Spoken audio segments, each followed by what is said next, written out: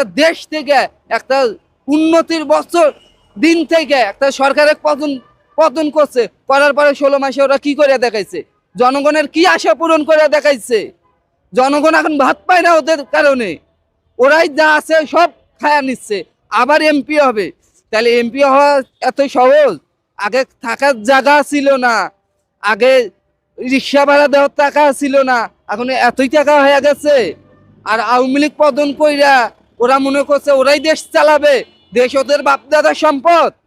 ওদের আওয়ামী লীগের নৌকায়, যে নৌকায় বাংলাদেশ থেকে চলে গেছে ওই নৌকা ভারত থেকে আনবো, আইনে পদ্মা নদীর মধ্যে খাড়া করাবো, কইরেই জামা শিবির আর এই এনসিবি সবগুলো নৌকা তুলা ডাইরেক্ট পাকিস্তান মুখে দিয়ে দিব, যে ওদের বাংলার মাটিতে থাকার দরকার নাই।